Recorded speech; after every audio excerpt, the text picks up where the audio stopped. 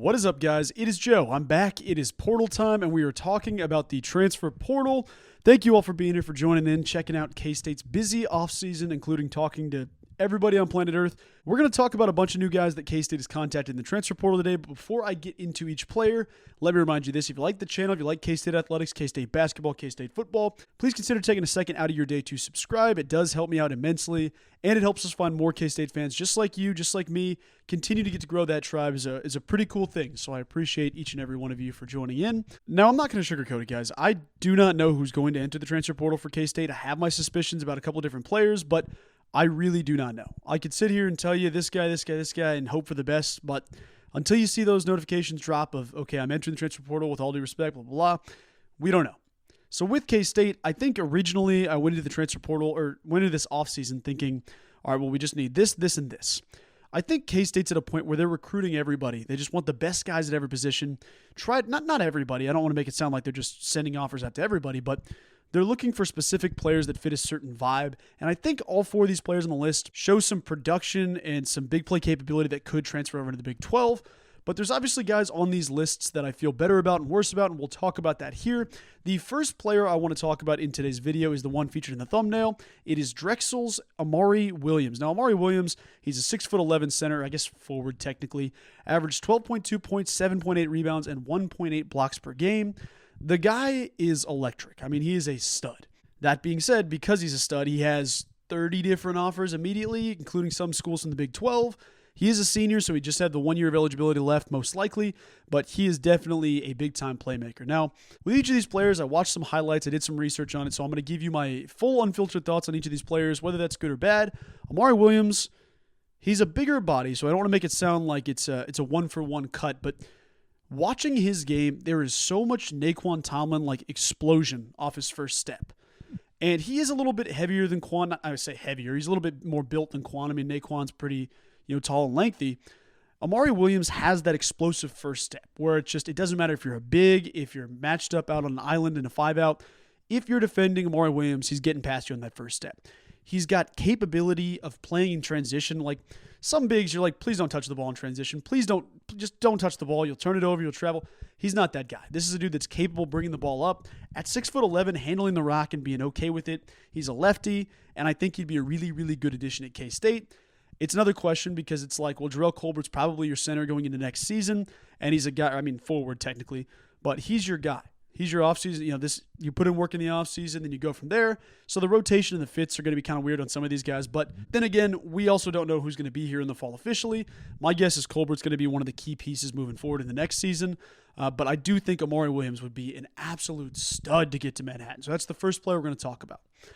Now the next player, and I'm not necessarily going in an order here, but just more or less just the people I've seen.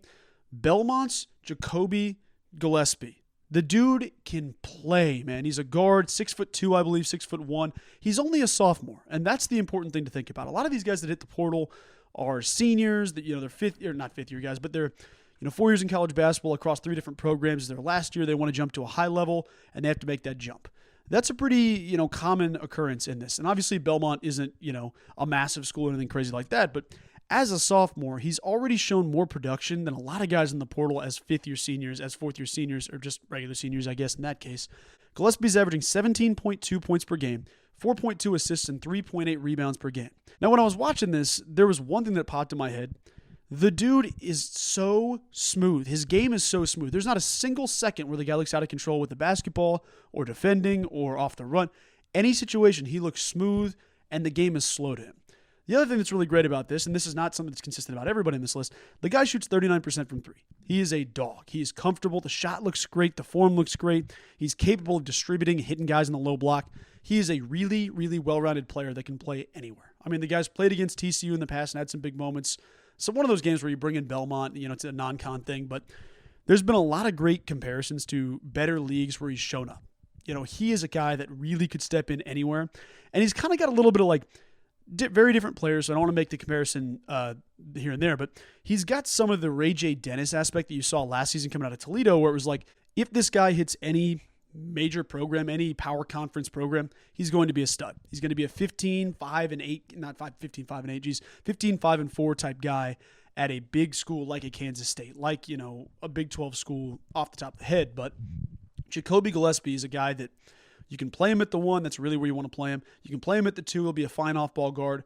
It's kind of like if you took Cade Cunningham's game and tailored it to more of an offensive point guard approach. Obviously, Cade Cunningham in that small forward role, and that's kind of just like if you shrink the player, that's kind of the vibe I get. But Jacoby Gillespie is one of the smoothest players I've seen play the game of basketball, and he'd be a great guy to go after. That being said, there's going to be 25 different schools that are already interested in him. I know there's 3 or 4 different Big 12 schools that have already reached out. I'm pretty sure UCF reached out, Texas Tech reached out. So it's interesting to see how to monitor this, but Jacoby Gillespie is going to be a guy to keep your eyes on. Before I get to the last 2, let me update real quick. I just thought of this off the top of the head. UT Martin forward, Jacob Cruz, I think he was a forward, maybe he was a big guard, just committed to Missouri. So maybe the guy doesn't like winning conference games. Yeah, I don't know. I don't know about that. But, that's okay. Dennis Gates is selling his program pretty well over there. It seems like despite winning games, they continue to build. Or despite not winning games, they continue to build. So they got Jacob Cruz, so he's off the board for K-State, which stinks. But also, if you're willing to go to a program that just went 0-19 in conference play, with all due respect and in the nicest way possible, I will have some questions about your motivation. If that's the decision you willingly make in the offseason, okay, that's kind of the point blank on that one is something to monitor there. The last 2 people we have to mention are different players from different levels of college basketball. The first one is Cameron Hunter from UCA. Now, yes, I know Central Arkansas took K-State to overtime. We won that game. He didn't play. He didn't play this entire last season for medical reasons. I'm not entirely sure what it is, and I probably should have looked into that, but I didn't. I apologize. Cameron Hunter at UCA in 2022-23 averaged 16.9 points, 5 rebounds, and 3.9 assists per game. He's a lefty guard, and I think his game is kind of interesting. It's almost like a point forward, but only at point guard, if that makes sense. Like he's got this innate thing of when the game gets close, his goal is to kind of go off ball and post up smaller guards. And it's not really something you see a ton. He's not a huge dude. He's 6'3". Obviously it's pretty big, but 6'3", 200 something pounds. And he's a really strong guy. He kind of reminds me of Desmond Bain from TCU, where he's just jacked. That's kind of the type of player it reminds me of. But he's got it the game gets close and he wants to go to the low block and post up whoever's defending him. So I think that's going to be kind of something that stood out to me, something to follow there. But he likes to post up smaller guards and likes to work in ISO.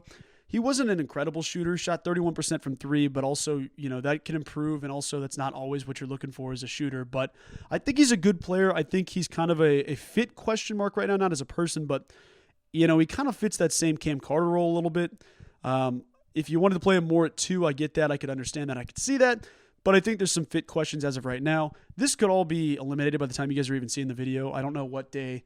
I guess it'll probably go up on Thursday morning, so maybe half our team's in the portal already, and I'm just talking, for the sake of talking. But I figure at the time I'm recording this, nobody's hit the portal yet for K-State, so the fit is a little bit questionable, but I think he's a really good player. He'd be someone to monitor. And the fourth and final guy to keep an eye on here for K-State, here's the thing. K-State has been active, everybody. I mean, all of these guys are averaging more than 12 points a game. For 3 of these guys, it's more than 16, almost more than 17 for all 3 of these guys. The final guy is definitely the one that's played at the smallest level of basketball. I think it's Division II Queens is where he was at. Dayton Albury averaged 17 points, 5.8 rebounds, and 3.7 assists per game. He's a really interesting player because he fits the 5-out offense so well. He is a quick kind of cut around the screen of the 5-out and then cut down in the lane. He's really good at finishing in the lane. He's solid in transition. But he's kind of an interesting player. He's athletic. He's got finishing skills. But when you look at him, you kind of look at him like he's playing not the wrong position, but he's in the wrong scheme a little bit at Queens. I think if he gets to that next level, I'm not saying he's going to be a guy that's like a Tyler Perry or a Max Abmas where you jump from a smaller level of basketball into a bigger one and average, 15, 5, and 6 in the highest level of college basketball. But I think he has the ability to be he could be your Desi Sills type player. He's only a junior, so he's got more time. And maybe I'm underestimating the kid, so I apologize if I am. But I still think he'd be a hell of an option to get into Manhattan. So those are the 4 guys that we have reached out to recently. There's going to be more. There's a lot more as is. There's probably more by the time you see this video. But I just want to keep you guys updated. And I know that the narrative a little bit is going to be I'm just making videos about K-State talking to people.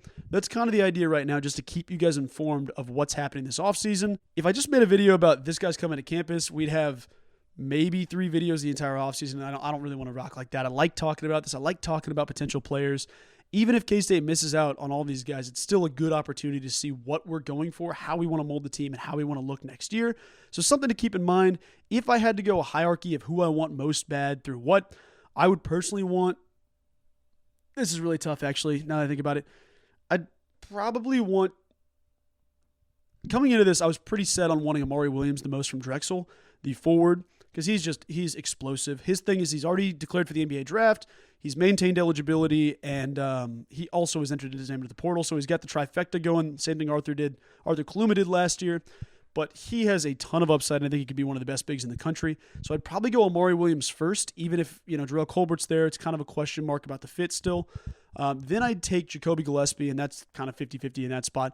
Probably would go Dayton Albury next, and then Cameron Hunter, even though Cameron Hunter's been at a bigger level of basketball than Dayton Albury. I think it's still a little bit tough to see where everybody's going to fit or who would commit to what. So, I mean, obviously we're not going to go 4 for 4 with these guys or, whatever. Every dude we talk in the portal isn't going to be a fit.